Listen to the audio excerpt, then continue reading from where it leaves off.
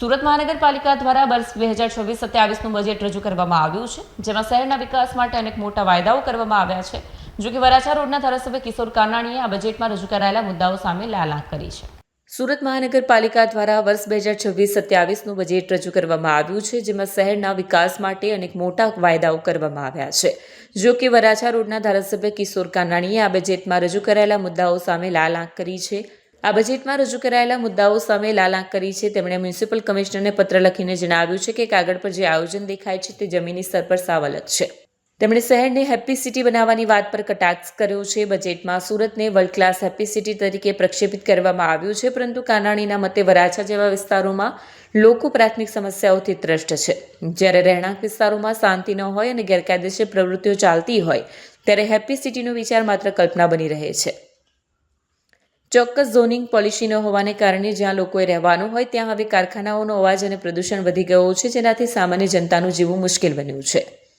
ખાદ્ય પદાર્થોમાં થતી ભેળસેળનો ગંભીર મુદ્દો પણ ઉઠાવવામાં આવ્યો છે.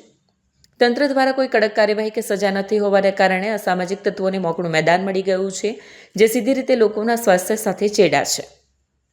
તેમણે શહેરના દબાણો અને બ્રિજ નીચે થતી ગેરકાયદેસર પ્રવૃત્તિઓ પર ધ્યાન દોર્યું છે. મહિલા સુરક્ષા અને પિંક ટોયલેટ વિશે બજેટમાં પિંક ટોયલેટની સુવિધાની પ્રશંસા કરવાની સાથે તેમણે કડવી વાસ્તવિકતા પણ જણાવી છે.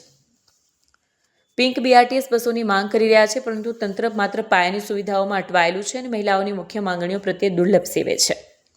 તેમણે ટ્રાફિકની સમસ્યા હળવી કરવા માટે જરૂરી બ્રિજના કામમાં થતા વિલંબ વિશે પણ વાત કરી હતી. ધારાસભ્યએ કમિશનરને વિનંતી કરી છે કે બજેટના મોટા અંકો બતાવવા કરતાં જનતાની મૂળભૂત સુવિધાઓ પર વધુ ધ્યાન આપવામાં આવે. તેમણે માંગ કરી છે કે વરાછા વિસ્તારમાં ગેરકાયદેસર બાંધકામો બંધ થાય અને જે પ્રોજેક્ટ વર્ષોથી અટકેલા છે તેને તાત્કાલિક પૂર્ણ કરવામાં આવે, જેથી સુરતના નાગરિકો ખરેખર હેપી અનુભવી શકે. આપના તરફથી પાલિકા કમિશનરને પત્ર. સુરત મહાનગરપાલિકા મ્યુનિસિપલ કમિશનરે જે ડ્રાફ્ટ બજેટ રજૂ કર્યું છે એની અંદર કમિશનરશ્રીએ સુરતને world class happy healthy city બનાવવાની વાત કરી છે. તંદુરસ્ત સિટી, રહેવાલાયક સિટી. આ વાત જેમણે કરી છે બજેટની અંદર, તો મને એ વાતની ચિંતા થઈ કે રહેવાલાયક સિટી તો ક્યારે બનશે.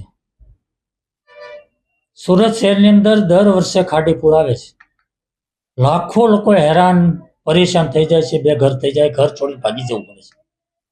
તંત્ર બી પરેશાન થઈ જાય છે. જ્યારે પૂર આવે ત્યારે ચર્ચાઓ થાય છે, વાતો થાય છે, મિટિંગો થાય છે, આયોજન થાય છે. ખાડીપુર કેવી રીતે બંધ થાય, ખાડીના ત્રાસમાંથી લોકો કેવી રીતે મુક્ત થાય, ખાડીની ગંદકી, ખાડીપુર, મચ્છરોનો ત્રાસ જે રીતે લોકો સહન કરી રહ્યા છે એમાંથી કેવી રીતે મુક્તિ મળે, એનું કોઈ આયોજન આ બજેટમાં નથી થયું. બીજી હેલ્ધી સિટીની વાત છે, તંદુરસ્ત સિટી કેવી રીતે બનશે. આજે આપણે જોઈએ છીએ રેડ પડે છે આરોગ્ય વિભાગની.